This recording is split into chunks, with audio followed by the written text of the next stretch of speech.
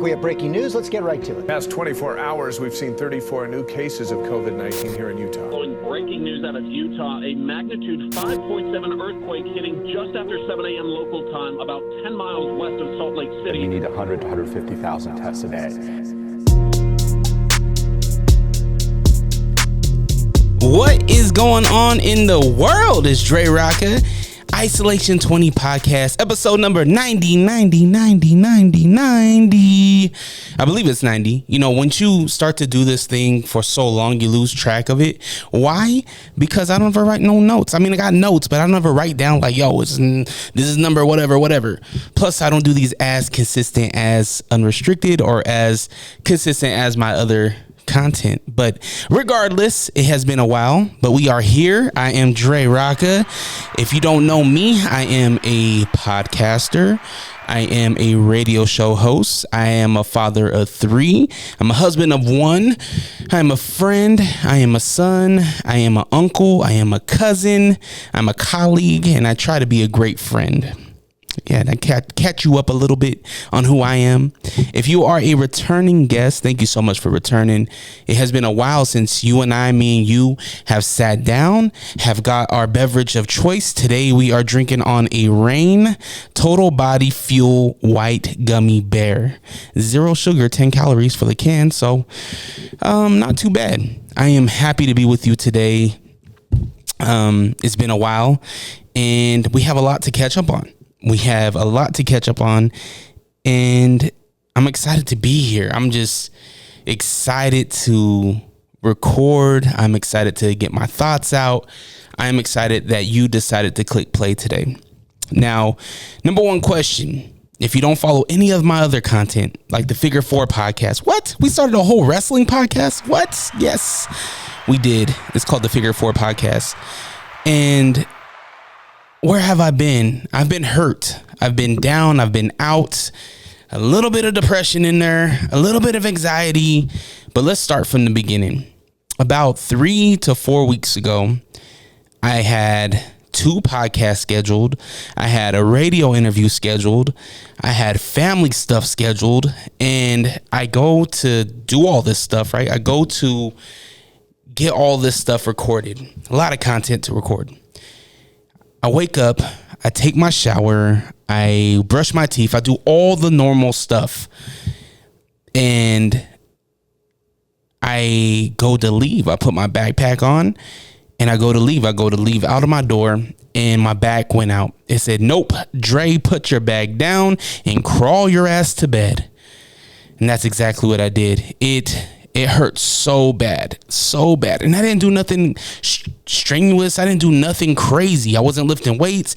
I didn't even tweak. Like, I didn't even turn a certain way. It was just regular stuff. And it knocked me to my knees. It knocked me so far down. And just to preface, about 6 years ago, I had decompression surgery on my lower L1 through 5 on my back. And what decompression surgery is they take out a part of, the cerebral part, the little pointy part of your back. If you run your fingers down the lining of your spine, you'll feel ridges. Well, L1 through 5 on my back, I don't have that. And the reason for that, it was to make room because my back was so compressed because I was born with a narrow spine. So once they did that, it relieved some of the pressure that was there, that was causing my nerve pain, that was causing a lot of my pain in my like sciatica and stuff. So from 6 years ago to about 3 weeks ago, I didn't have no issues. My surgery was a success. I have a little bit of nerve damage. Like sometimes I can't feel my foot and some of my leg I can't feel, but that was just like nerve damage from the surgery. And so I was good. 6 years, great. I was losing weight. I was active. I went on hikes. I was working out on Sundays, as you guys know, with the boys, and everything was cool. And then until it wasn't, right? So 3 weeks ago, I do that, and I'm ended up in the bed. I'm in the bed now, and I'm like, this is not good, because this was the same pain that I had before I went in for my surgery. So it's a Saturday morning. I'm waiting for my wife and my kids to wake up because I didn't want to wake them. So I was like, oh, maybe if I just lay down, maybe the pain will go away. So I lay down. It's not going away. my wife wakes up. She comes into the room and she's like, "What's going on?" I was like, I'm in so much pain right now. Like, it is on fire. It's a sharp pain. This is the same pain that I had before my surgery. And she's like, you could just tell she's like, oh no, like, oh, man, not again. And that's the same sentiment that I had, was like, not again, like, not now, not again, please, not another surgery. So after a minute, though, the rest of the kids wake up and she gets them all dressed and everything, and she takes me to our local hospital. For those of you that are here locally, it's in Murray. It's IMC, and we go there. It's actually the hospital that I had my surgery in. We go there, and I hobble into the emergency room, and the emergency room wasn't super busy. And I'm telling them what's going on. They take my vitals, everything like that. I literally get called back within 10 minutes of sitting in the emergency room. And if you know anything about emergency rooms, you know you're not just getting in like that. It's unheard of to be called back as quick as I did. So I'm happy. I'm like, oh man, they're gonna get me back there. Mind you, I had taken a edible. A CBD edible before going to the hospital, because I figured, hey, it might help because it's helped me in the past. So I'm in the lobby of the hospital in the emergency waiting room. I get called back. The lady is asking me my questions and whatnot, and then she takes me to another room, and I'm waiting to be seen by the doctor. And by then, the edible is starting to work. So I'm not in like excruciating pain, but the pain is still there. And that doctor got in maybe 5 minutes after I was in that room, and she's asking me questions, and I'm telling her, and she's like, well, it sounds like you have a herniation or a pinched nerve, and what we prescribe for that is physical therapy, because you have to move it in order for it to kind of get used to being there and being touched. And so I'm like, well, can you please do an MRI?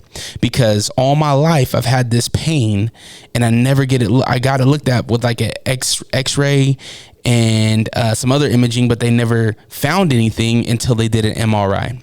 The MRI is what really that's when they really found what was causing my pain. So I'm telling the emergency room doctor this, and I'm like, hey, like, please order me an MRI because they didn't find this last time. And she was like, well, no, we're not going to do that. I don't want to do an MRI because it sounds like all your symptoms are pointing at a herniation or a pinched nerve. And I'm like, oh, okay, I get that, but I do have a history of said trauma. She's like, no, we're not going to do that. Here you go. Here's a shot of morphine, and go follow up with your primary care physician. So I was in the hospital for 30 minutes, 35 minutes tops. Unheard of in the emergency room. So they just gave me drugs, sent me on my way home. Now, obviously, the morphine, the painkiller, did help, right? I wasn't in excruciating pain. I was able to walk to the car. I tell the wife what's going on.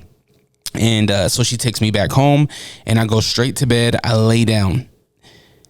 I'm able to sleep a little bit, but I do get woken up from the pain on Sunday. So Sunday, I wake up. It's the same thing. I couldn't walk. I couldn't put no weight on my leg. It hurt so bad.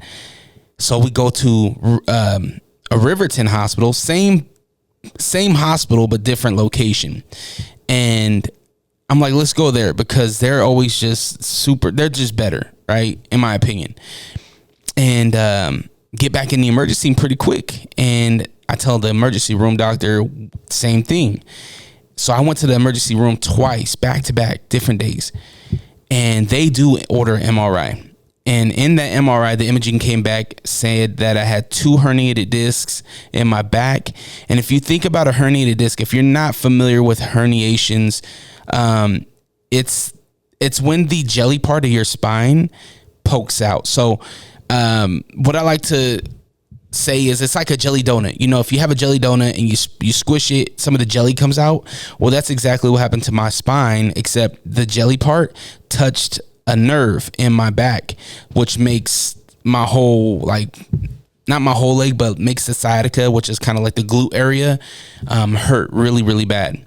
So that doctor did prescribe me some anti-inflammatories, which having the inflammation makes it, obviously hurt more. So she prescribed that. I end up having my visit with my primary care physician, and he orders me physical therapy.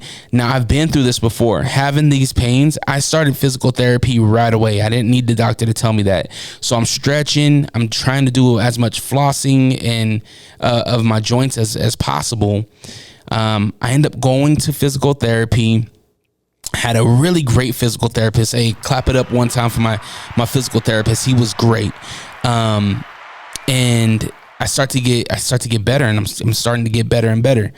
And now I'm at the point right now where during the day I'm pretty good. But at night that's where the pain kind of comes and goes. So I'm still working through this thing, but giving you the long story long, that's where I've been. You throw on back to school, you throw on some personal stress that I've had. My close friends, they know kind of some things that were going on in my personal life that caused me super stress. And if you deal with any type of physical pain, if you add emotional stress, anxiety to that, it's going to make your physical pain even worse. The bright side of that is that I did lose like 23 pounds in 3 weeks. So that was pretty cool. But that's kind of where I'm at right now, is that like I am at the point where I got super motivated. Being down, you don't realize like how much you have to take advantage of the moments that you have physically. So right now I am stretching. I'm trying to work out a little bit more and more. But I'm at the point now where I have to, like, I don't want to be down again. I don't want to go through another back surgery. I have a follow up with my original surgeon, next week. So I don't get it. I don't know why he wants to see me 5 weeks after my original surgery or my original issue. But hey, I figure if he's waiting that long to see me, it must mean it's not super bad, right? But as of today, right now, as at the time of this recording, I feel good. There's a little soreness, there's a little bit of achiness, but overall, I think I'm in good shape. So I'm very, very happy to be back. Let's see. I did write down some notes because it's been so long. I don't even know if I know how to do this anymore. Let's see. What do we got here? Tavian boxing. So yes, my oldest son, Tavian, is still boxing.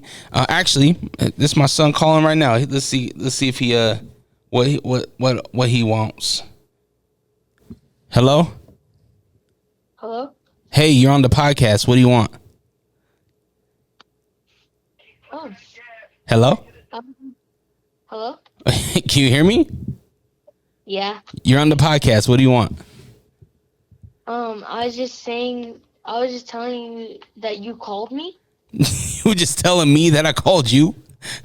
Yeah, you called me. And I know, because you didn't answer your phone. Here's the thing.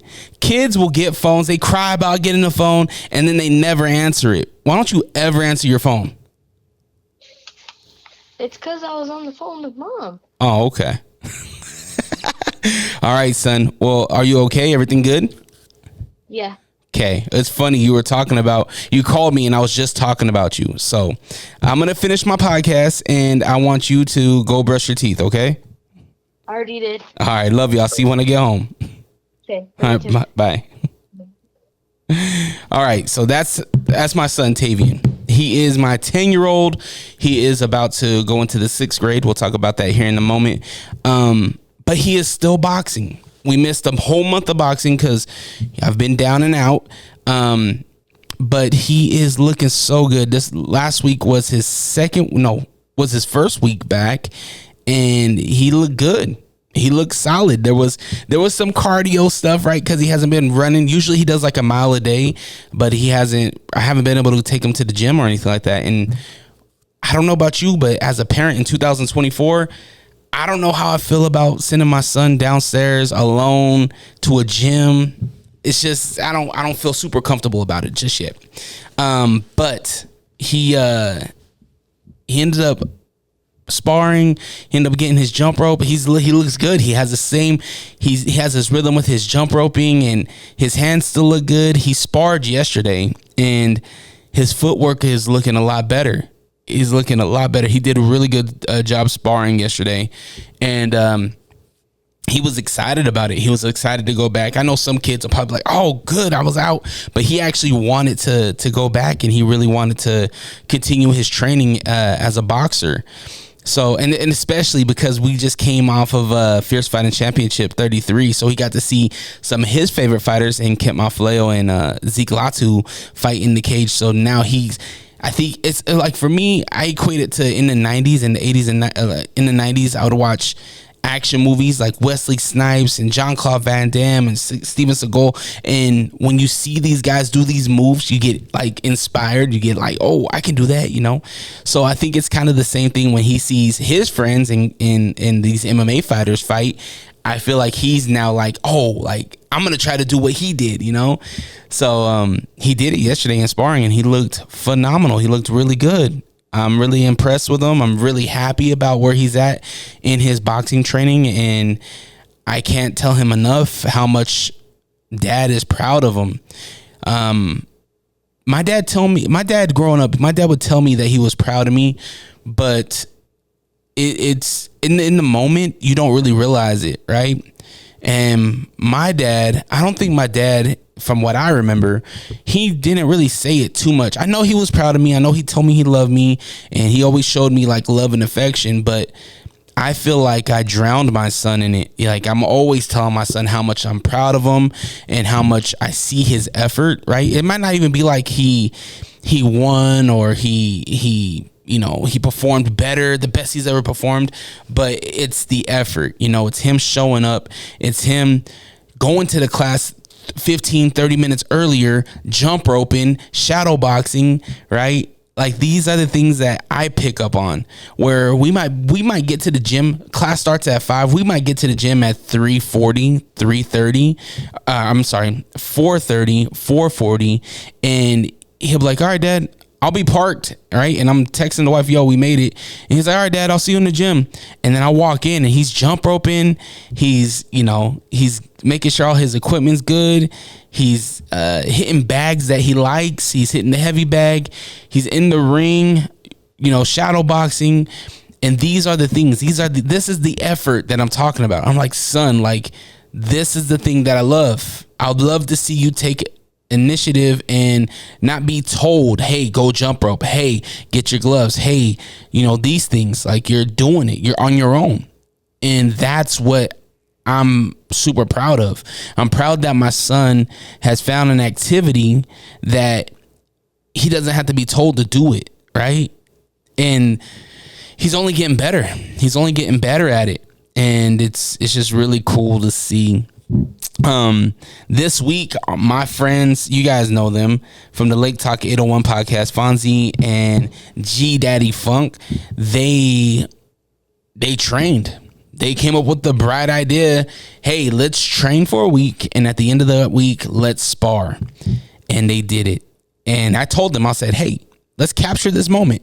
My bag, I'm down, but hey, I'm not out. Let's capture this moment. I'll bring the camera, we'll get some content, and it was cool. I got to see these guys train. They haven't done it yet with the kids, so the kids got to see them train, and yesterday they sparred. And I got all the content. If you want to see it, you can check it out on Instagram at DreRawka. That's DreRawka. And check it out. Let me know what your thoughts are. I know it was fun seeing them do this thing where their bright idea was, hey, let's do 3-minute rounds. Now, if you know boxing, if you know combat sports, 3-minute anything is a lot of time, especially for somebody that doesn't do this. They've only trained 1 week. You know what I mean? Like a 3-minute, 3-round, 3-minute fight. Like, you got to get your body in shape. That's like getting conditioned for about 6 months. You know what I mean? Like, that's the amount of time that you'll probably need to get in shape to last that long. But that was their bright idea. They say, yo, we're gonna do it 3-minute rounds, and by about round 2 they were gassed. No, round 1, at the end of round 1 they were tired, but round 2 they were gassed. Round 3 they were just kind of there.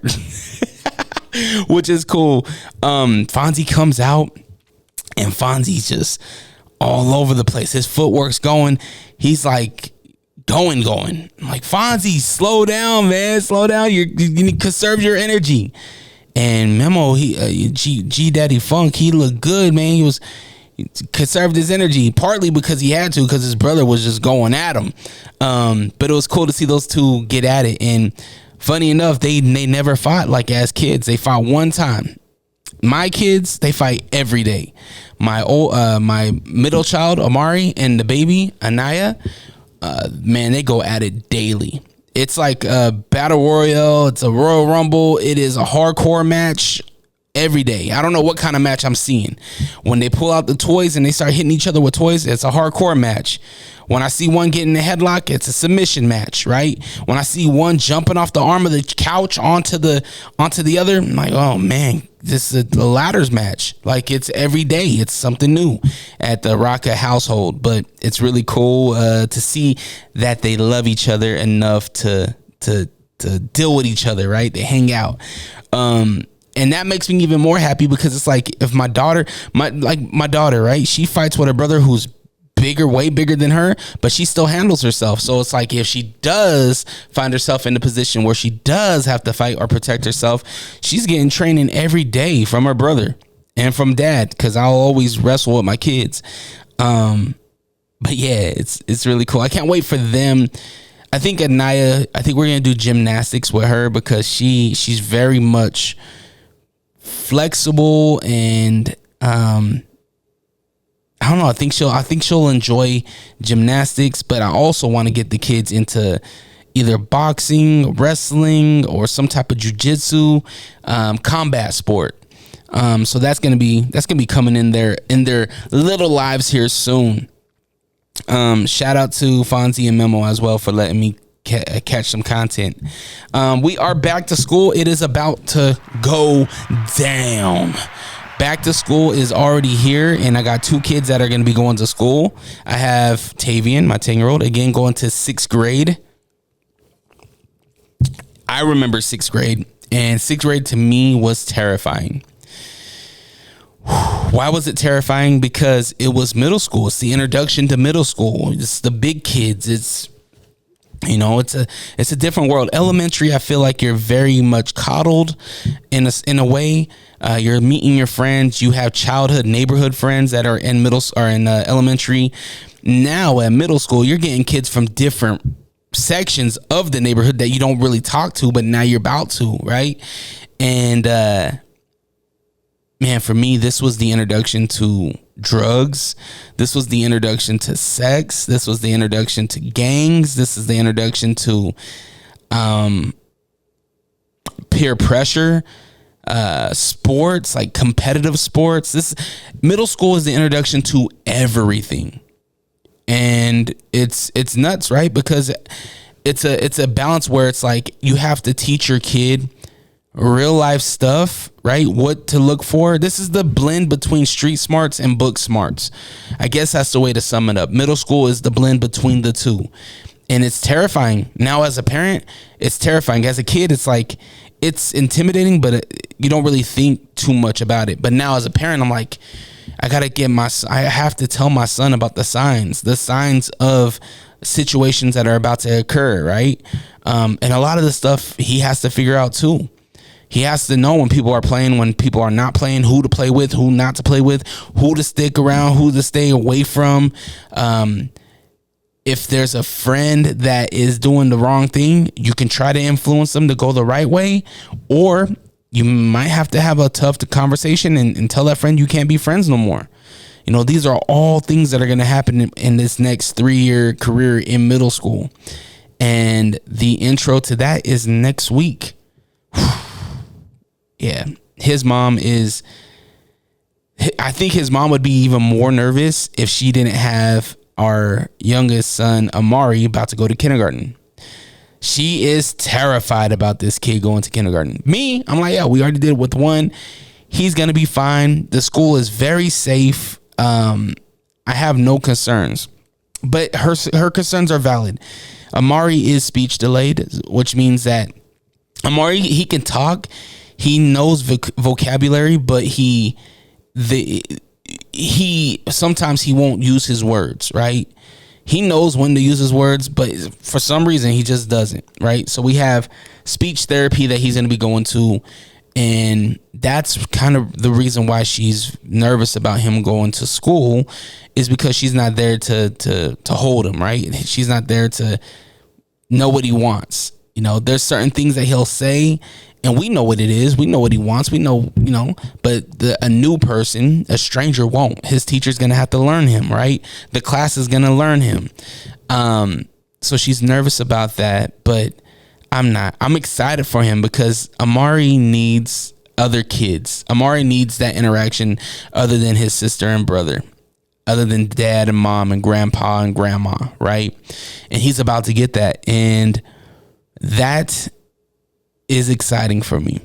That's exciting for me. He's gonna have his own in his school. They have their own kindergarten playground where it's only the little guys and the little girls that can play on this. It's not the fifth graders and stuff. They have the big playground, but the little kids, they have their own segregated little area to play in, and he's gonna love it. He's gonna love the activities. I'm really excited about this, and I'm excited for him to be in this speech therapy because it's only going to help benefit him. It's going to be hard, I'm assuming it's going to be hard, but yeah, exciting at the same time. I was thinking about doing preschool for Anaya, but I don't know. That little girl's so smart. I can't wait for her to, I feel like she's really going to thrive in school. She's going to love it. She's going to love it. She just has an attitude. So that's going to be a part where that's going to be a challenge, I think. That little girl, she's going to butt heads with her mom. She's going to, if the little kid says the wrong thing or does the wrong thing, she's going to do her thing. And I'm not looking forward to having those calls from the school. But I think right now as parents, I think this is a good time to remind our kids of school things that we need to look out for. Like there are kids that deal with mental health stuff, right? There are kids that are autistic, and there's kids out there that not all the kids are the same, right? And so what I'm telling Tavian more than Amari, because Amari doesn't understand, like I'll tell him to be nice, and I think he understands nice, but Tavian, to really drill it in his head that there's going to be different kids in different situations. There's going to be kids that don't have a home. There's going to be kids that are in foster care and that get bused to school. There's going to be kids that have addiction problems. There's going to be kids that might be teenage pregnancy. There's all these things could occur in middle school. It's facts. Really could. So, really drilling in his head that we don't judge. We mind our business, and if you need to speak up about something, speak up about it, but just make sure that you're taking care of yourself, you're paying attention, and don't be super trustful. Like, trust yourself, make friends, but also don't get taken. I've been in middle school. There was one situation that was, there was multiple situations. I was not the best kid in middle school, but there was situations that I just got caught up in because I didn't understand what was really happening. I got taken for things that wasn't even my situation, right? I have to go to juvie and get court orders and deal with the police off of situations that weren't even mine. It was just wrong place, wrong time. Didn't understand the writing on the wall. And these are things that I have to teach my son about and hopefully gain the street smarts, because my son isn't in the streets. My son, God forbid, will never be in the streets. But there are things that we, as being in society, really, we need to have both. You need to be able to sit down academically and understand certain things, but at the same time, on your way home and you're on the bus and you're going home from the bus stop, you need to understand what's going on as well. If there's certain people, a group of people, and they're doing certain things, you need to be able to understand and read the room on some street stuff, right? In order to survive. It's a healthy balance of both. Yep. What else happened? I think that's pretty much it. I mean, I haven't recorded unrestricted just yet since my injury, but those will be coming here soon. I did have 2 scheduled before my back injury, so those will going to be rescheduled. If you are not familiar with Unrestricted is a podcast that I do with guests, right? This is the Isolation20 Podcast. It's just you and me, but Unrestricted, I bring on guests. So if you haven't seen the back catalog for that, go check it out. I had my last episode, I think, was with JR Trill and with the Lake Talkator one. That was a lot of fun. Go check that out. Also, Rock the Mic. Rock the Mic is coming back. So I have a job on the radio here in Utah. 92.5 FM on your radio, 925thebeat.com on your mobile apps, iOS and Android marketplace. You can stream me anywhere.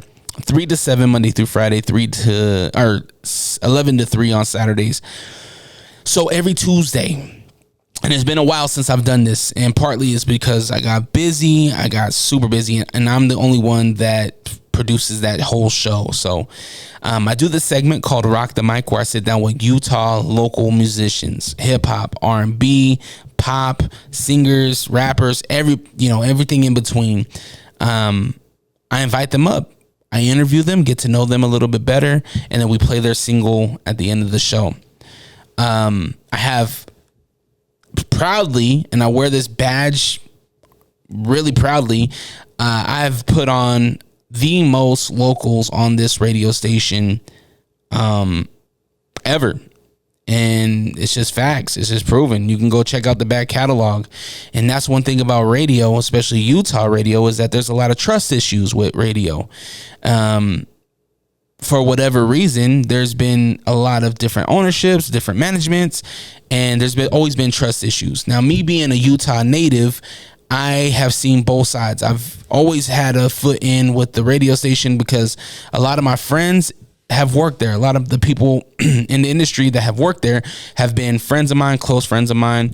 My last program director, Apocalypse, he's the one that gave me the opportunity. He gave me the shot. He's one of my favorite DJs outside of being one of my favorite one of my best friends, like great guy, right? And he gave me the opportunity to bring locals back up to the radio station, and that's something that I really am proud of, because not everybody has that opportunity. And I don't know how long this opportunity is going to be around, but while I am in this seat at the radio station, that is one of my goals. I think if I'm a campaign person, if I am a president and I'm going to be running on a campaign, one of my things is to fulfill more and more locals' voices on the radio station. And I've been true to it. I've been doing it, and I've been doing it a long time, and I've been doing a quality job at it. And this isn't me being cocky or boasting about it. It's me trying to get people excited about it, because sometimes we forget. They always say, "Oh, support local.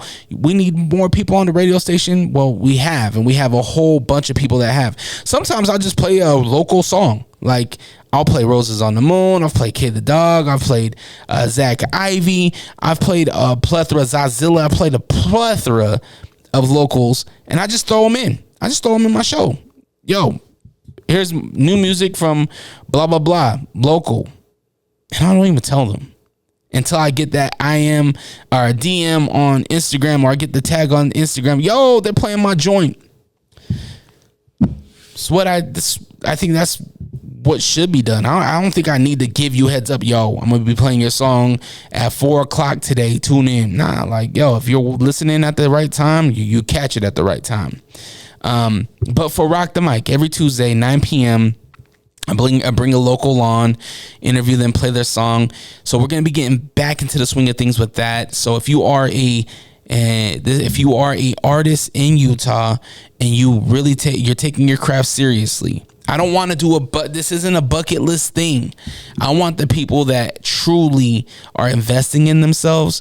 They have a plan, right? They have a whole game plan. You come on my show, you're promoting a live show that you're doing, you're promoting a new single that you have, and you're promoting an album or some type of big project that you have coming out.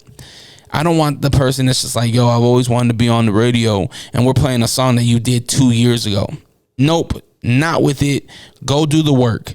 Go work. I might not even like your music, but if you're doing the work and you're taking the steps, the appropriate steps, I'm more likely to have you on my show. Do I play only people's music that I like? No. Music's subjective. And I had to keep on telling myself that, like, because there for a while there, I was like, I need to filter the music. I need to filter out what sounds good, what doesn't. But at the same time, it's like, who am I to say what sounds good and what doesn't? You know what I mean? As long as you are doing the work, as long as you are making the strides to better yourself and you have things in place and you're making the right moves, then yeah, I want to have you up. But if you're not, no, like, go do it. Like, I want people that deserve this opportunity to get the opportunity, you know? And I don't think it's like the end all be all. Being on the radio might be somebody's dream, or it might not. You know, there's people out there that don't want to be on radio or don't have no dreams of having their music played on the radio. And that's fine. But for the people that are, and the people that are making the strides, hit me up. Let's do it. Let's get you on the radio. Are you sick of podcasts that just interview people with the same questions and gossiping nonsense? Are you tired of hearing about what's wrong with the world? Can you locate your nearest orphanage? Who cooked the Last Supper? R.I.P. Mr. Potato Head. Seppuku Harakiri. Where is Mavis Beacon? This is Hos. And this is host Beefy. Listen to the Beans and Rice podcast. Exclusively in Braille and all streaming platforms. Patent pending. No pukesters helping me to the left, and no pukesters helping me to the right. Didn't need them then, don't need them now. You are the ex-champion Olympic. Now this is the way, Tony and David, that you do the figure four leg lock. Do you love wrestling? Do you believe that Stone Cold Steve Austin is the greatest entertainer of all time? Or maybe that Shawn Michaels is the sexiest man alive? Or did you have a thing for Sonny from the years of 1994 to 1996 like I did? Did you know Yokozuna isn't even Japanese?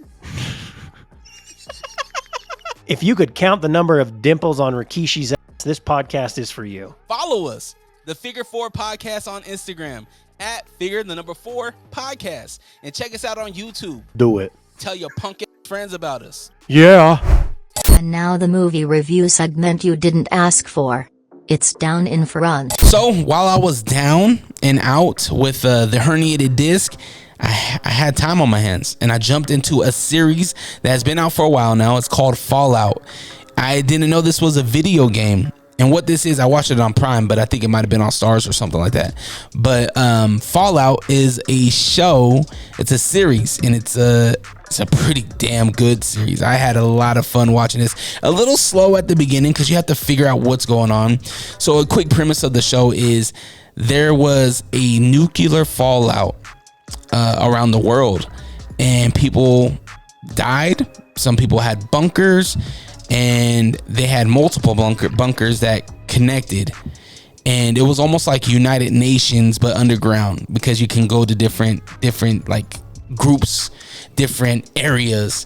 Like I think it's like a level 42 or group 42 and 43, and every 3 or 4 years or whatever, they would open up and they would trade stuff, including marriages. They would trade, like, oh, we have a male over here who is 19 years old and ready to meet a woman and have a baby and keep this, build the population or whatever.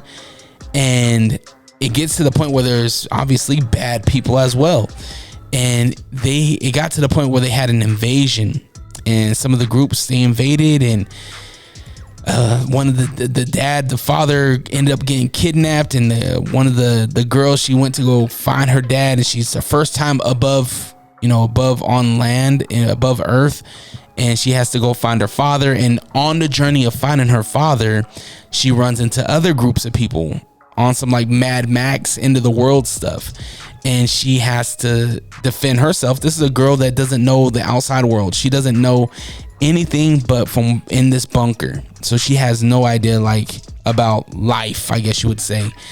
So it's a saving the spoilers, it's a fun fantasy show, but it's also, man, it could possibly happen. Nuclear fallout could happen, and it terrifies me. But at the same time, it's like, are you gonna live in fear, or are you gonna just live your life and not worry about the things that you can't control? If the United States decides, hey, we're gonna have a nuclear war, we're gonna have a nuclear fallout, there's nothing I could do about it. And I guess you can protest, but at the same time, like, if Russia wants to hit that button, if Japan, China, if these nukes are gonna be flying, God save humanity, because it's not gonna be good. It's not gonna be good, and I don't have a bunker, so either I'm gonna get the nuclear storm and the aftermath of it and grow a third eye, or I'm just gonna be gone on blast. I don't know. But check it out. It's called Fallout, and it's on Amazon Prime. If you do end up watching it, any of these movies and shows from down in the Down in Front segment, let me know at DreRawka, DreRawka on Instagram. We watched Despicable Me. My son Tavian just turned it was Amari's birthday.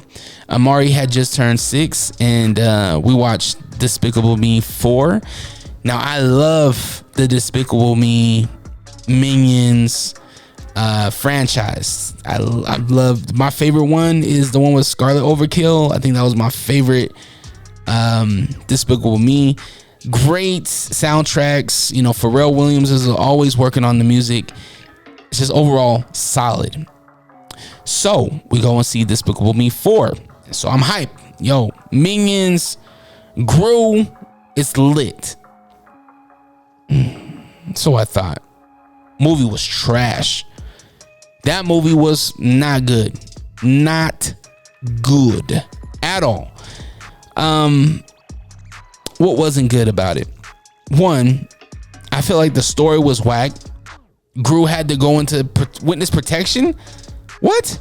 My man's the most diabolical, evil villain out there. What's he need protection from?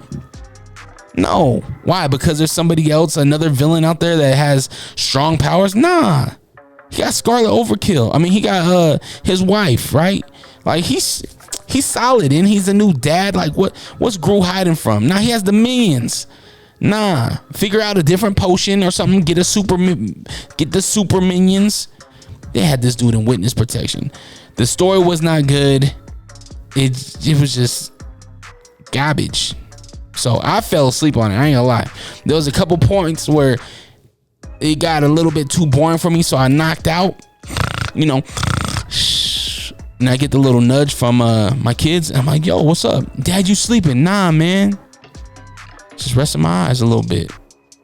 I got a bad back. What's that got to do with your eyes, Dad? Nothing. I just got to rest my eyes a little bit. Yeah. Save your money. Actually, go watch it. Go watch Despicable Me 4. Let me know if you like it. Another show that me and wifey jumped into. Me and wifey will jump into series. And one that we watched but we didn't finish was All American. I think it's on the CW is the network, but we watched it on Netflix. It's on Netflix. And All American is loosely based off of a true story about a kid in South Los Angeles, Crenshaw, and he plays football. It's a drama, right? So there's a lot of teenage drama, love, and drugs and gangs and all the in-betweens, right? Well, me and wifey left off on season 2, actually. So we had to go back and watch season 3, 4, and most recently season 5 we are on currently. If you have not watched All American and you are a fan of the teenage drama and there's some comedy sprinkled in it, it's really good. I think you'll like it. Taye Diggs, it stars with Taye Diggs. He's in there this season. Morris Chestnut is in it. what's her name? Frida from Empire. She's in that. And that's pretty much all like the well-known actors. Really good though. I fully enjoy All American. Check it out. It's on Netflix. Hey yo, you're probably listening to the Unrestricted Podcast with Dre Rawka. We are? No, they are. Yeah. Oh, right. Oh wow. I'm the real Ruby. You can catch me and Fonzie and the Funk, G Daddy Funk on Lake Talk 801 Podcast. Yeah, but I think you have to come in more smoother, more funnier. Like, yeah, they could catch us on the Lake Talk 801 podcast. Yeah, y'all can catch us on the Lake Talk 801. Yeah, and be like, and yeah, man, hey, and they could catch people like me, the real Ruby, and people like you, Fonzie, and people like him, G Daddy Funk, wow, on the Lake Talk 801. Who cares? What did he say? Huh? I didn't hear him. I don't know, but this probably should be the ad. Are these on? Catch a new episode every Monday on all streaming platforms. The Lake Talk 801. Tune in now. Karl Malone is a traitor. John Jones is the greatest of all time, but cocaine is a hell of a drug. It's your sports segment. Coming off of Fierce Fighting Championship number 33 Saturday, last Saturday at the Maverick Center. It was a lot of fun, but let's backtrack just a little bit. This card, it was stacked. Zach Partridge with Fierce Fighting Championship. He's the matchmaker. He has been on Unrestricted before, so you might be familiar with Zach. He put together one hell of a card. Now, when the card was announced, and if you know me, you know I am a lover of the MMA, especially here in Utah. I've been in the MMA community here in Utah since 2006-7, circa about 2006 or 7. All introduced by my good friend Kofi Zitsu, or Coach Zitsu now, and he's with Cache Valley MMA. So I've always been around Utah MMA. I tried to help out Utah MMA as much as possible. Now, in that episode with Zach, I mentioned doing more fighter interviews, quick clips for social media. And he was like, yo, yeah, it's a great idea, but who's going to do it? Who has time to do it? Well, there was 3 fighters on this card, and they're 3 of my favorite fighters, and they are 3 fighters that I can call friends. It was Mike Jones, Kent Mafaleo, and Zeke Latu. All 3 have been on the podcast. Kent multiple times on the podcast. These guys I absolutely love. They put in work, and all of them except Zeke are fathers, right? So I didn't ask. I didn't ask Zach. I hit up the boys. I was like, yo, I got an idea. Let me know if you're interested. So we created a 4-week campaign to promote the fight. It was them coming over here, shooting content, me going to the gym, shooting content with them, and then I create the whole thing, and then we release it on social media. Now, when my back went out, it delayed me being able to work on this project, but I ended up being able to get a lot of content done, and we did successfully complete it was more of a 5-week campaign for all 3. Now, unfortunately, about 3 weeks out to his fight, Mike Jones, his opponent, got injured, I believe, or something like that. He didn't end up fighting, but with Zeke and Kent, we had a very solid campaign, and it was just really cool to collect the content and put the content out for their supporters. And I think it showed them in a different light that hopefully got more people interested in coming to the fights on Saturday. Now, leading up to this, I always get so nervous. You would think I'm the one fighting, because I always get so nervous when I see these guys get down. Saturday, it was a great day. I felt great. We got more last minute content out to hopefully get more people interested right before showtime, and it becomes the day of the show. And I'm looking at the opponents of Zeke and of Kent. The guy Kent fought, his name is Megaton. That's his nickname. And boy, that dude looked like Roman Reigns, he was jacked, long arms. His body was different. He had long arms. He was thick, muscly, and just bigger than Kent. But I always tell my son, I was like, size doesn't matter. Size doesn't matter. But it did make me nervous. Same thing with Zeke's guy. Zeke's opponent was a big guy. He was a taller guy than Zeke, longer arms, and there's a little bit of nervousness there, right? But I have seen Kent, I have seen Zeke train for this fight, so I know what they're capable of as well. So Zeke fights first. Zeke is the co-main event of the evening, and he comes out, of course, to Sailing from Rita Marley. The vibes are there. He comes out, he's looking loose, he's looking focused. In that first round, he is throwing bombs, and the guy's just slipping them. He's slipping them at the right times. These guys are going at it. Like, it seemed like maybe 10-15 seconds into the fight, Zeke ends up rolling his ankle, and I thought it was a slip, but he ended up rolling his ankle. And there's a moment where Zeke and the guy is like giving props to each other when they either miss a shot or they're close to a shot. They're throwing a lot of like body language back at each other, talking to each other. I'm like, oh no, Zeke, don't lose focus, bro. Don't lose focus. And he was dropping his head. He was ducking his head. Like, Zeke, don't drop your head. Don't duck. Don't duck your head down like that. Now, who am I? I'm a commentator. I am a casual fan. I don't know shit.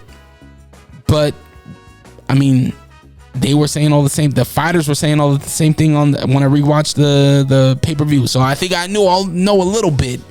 So he gets out of round one. Round two, Zeke is there's a part where the guy's getting his momentum back, but then Zeke drops him with it looked like I think it was an uppercut.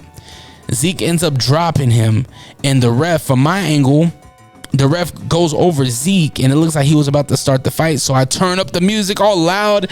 The lights guy makes the effects go all crazy, and the fight's continuing. So I'm like, oh, no, turn the music off. Light guy turned the lights back on the right way, and the fight continues for maybe another 12 seconds, 15 seconds. And then eventually Zeke got the stoppage, TKO. Zeke got the win. And now I'm able to exhale. Whew.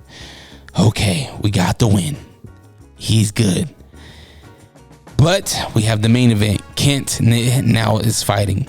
And Kent comes out to some, I don't even know who it was, some SoundCloud guy, I think. But Kent looks focused. He looks like he's, good. That fight starts, and Kent is just putting it on this guy.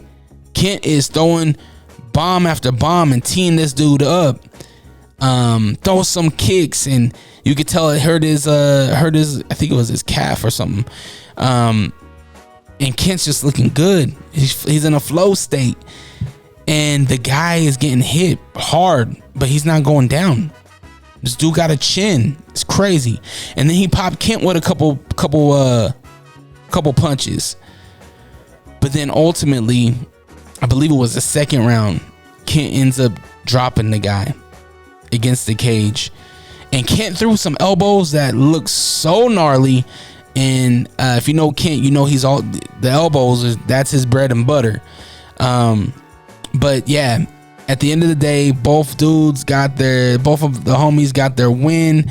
And they're all both on a 2-fight win streak right now. I do plan on having Kent up here along with Zach for just more talk. Gotta talk more about the MMA stuff. So that was fun. If you have not been to an MMA show, you gotta check one out. If you're here in Utah, come out to Fierce Fighting Championship. The next one, and by the way, Talon Carvalho, that dude looked great. Andrew Mickelson looked great. A lot of great fights. This dude, he's Boricua. I forget his name. He just won the heavyweight AMI title in like 45 seconds. Dropped the heavyweight former heavyweight Emmy champion. I forget his name though, but that was a really impressive knockout. But the next fights are going to be at Warehouse 22 in Syracuse, September 7th, and then Battle at the Border in Bear Lake, September 14th. You can learn more about these shows and so much more at fiercefightingchampionship.com. The Olympics, I have not been watching the Olympics. I've been catching like clips. I feel it feels like there's not like Olympic stars like there was back in the day, like Michael Phelps, Paulo Ono. Obviously there's what's her name, the gymnast, what's her name, I forget her name, but she's like the greatest gymnast of all time, Simone Biles. But that's pretty much it. Like Simone Biles and Sha'Carri are like the only ones that I really know. Obviously the men's basketball, but yeah, I think the best thing about the Olympics this year for me is that I get to see Snoop Dogg everywhere, and Snoop's wardrobe has been phenomenal. He just has every single greatest of all time in the sport that he's watching, he's wearing a t-shirt of, which is pretty cool. But if you are following the Olympics, if there is a game that I should be watching, let me know. Well, by the time this comes out, it'll probably be done. But yeah, let me know about your favorite Olympic sports at DreRawka, DreRawka on Instagram. Saturday, August 17th, UFC 305. It's a middleweight title. What just happened? A middleweight title match. Dricus Duplessis versus Israel Adesanya. These two have bad blood. And why do they have bad blood? Well, Duplessis says that he is the true African champion. Why? Because he was born and he lives in Africa. Now, if you know what he looks like, he does not look like your typical, stereotypical African. Duplessis looks like a Frenchman that might just live in Africa, South Africa at that, I believe. But Israel Adesanya is an actual Nigerian African that I think fights out of New Zealand, though, I believe. He has New Zealand ties. But this is going to be fun. They got true bad blood. Israel needs to win. Duplessis needs to defend his title. And Duplessis is not a slouch. So anybody saying that Israel is just going to walk through this guy, Izzy is favored, but I think it's only like minus 150 or something like that. But Izzy, I am going to roll with Izzy. I think Izzy will win. The thing about Israel Adesanya that worries me is we often see former greats just lose the thing, right? We've seen it with Anderson Silva. We've seen it with Conor McGregor, right? We see it with Tony Ferguson. They end up, Kevin Gastelum. You take your pick. At one point, your favorite fighter, the guy that you loved, other than John Jones, ends up just on the losing end of things, right? And I hope not, but I wouldn't be surprised if Izzy is in that phase, right? We seen what happened with Sean Strickland. Granted, Izzy fights top-notch guys. We see what happened with Sean Strickland, which me personally, I think it was a freak show. I think it was something, not to take anything from Strickland, but I just feel like Izzy wasn't there. That wasn't Izzy. He wasn't fighting like Izzy, right? When Izzy first lost to Pereira, it was Izzy was working him. He was doing good until he wasn't. But I just worry that maybe Izzy is at that moment in that stage of his career. Nothing defending that, but there is that worry in the back of my head. But I am going for Izzy Adesanya, August 17th at a bar named Sue, 8136 South State Street. I'll be there. There's some other great fights on that card too, like Tai Tuivasa. He's back. He's gonna be fighting Rosenstruck and in a heavyweight fight. That should be a lot of fun. WWE Now, this is the sports segment, but I also have a podcast called the Figure 4 Podcast, where we talk nothing but pro wrestling with my good brother, Will Wonder. So if you have not tapped into Figure 4 and you love pro wrestling, go check it out. Subscribe, leave a comment, check us out on Instagram as well. Figure the number 4 podcast on Instagram. We had a special guest, our first special guest on the show this week, or last week if this comes out. 801 Pop Out Aiden. He came by. If you don't know Aiden, he was a part of the WrestleMania preview this year. And his dad, DJ Juggy, was on there as well, which was phenomenal. Aiden, as soon as he came on the first time, I was like, yo, this kid knows his shit. I shouldn't say kid. He's I think he's on his way to college now. But he knows his shit when it comes to wrestling. He has great takes. He's a positive, good dude. So maybe you might see him a little bit more on the Figure 4 podcast, but definitely go check out that latest episode. He told us about going to SummerSlam. He went to the SummerSlam in Ohio. He got to meet Swerve Strickland. Obviously, Swerve is not a part of the WWE, but he did meet Swerve Strickland. He met Benny the Butcher, West Side Gun. Really cool things. So definitely go check it out. The Figure 4 Podcast. All right, that's it. That's all your bitch ass gets. All right, that's all you get. DreRawka. Make sure you follow me on Instagram at DreRawka. That's DreRawka. I know a lot of my friends like Dre, out of all the content that you put out, Isolation20 Podcast is my favorite piece of content that you put out. So I do appreciate you waiting. I appreciate you being patient while I get moving again from my injury. I will try to be more consistent on these and get you some more isolation content out. But sometimes it's like, excuse me, I talk for a living, right? And if I'm talking on the radio and then I'm talking on Unrestricted and I'm talking on Figure 4 Podcast, by the time it's time for me and you and I for isolation, I typically don't have nothing to say. So I don't know, maybe I need to restructure what Isolation20 looks like. How do I find something to say and find something worth talking about? I don't know. Maybe you have a suggestion. You could always reach out to me again at DreRawka. That's DreRawka on Instagram. But I hope you, your family, your friends, I hope you're in good health. If you are somebody that is dealing with depression, if you are somebody that is just going through the motions, just know that it's gonna be all right. You'll be all right. There's gonna be light at the end of the tunnel. And if you need to talk to somebody, you could talk to me. All right, I'm out of here. I gotta go home, watch SmackDown with my son, and make fun of him. Why? Because I'm his daddy. All right, I'm out. Have the day you deserve. Protect your light. Peace.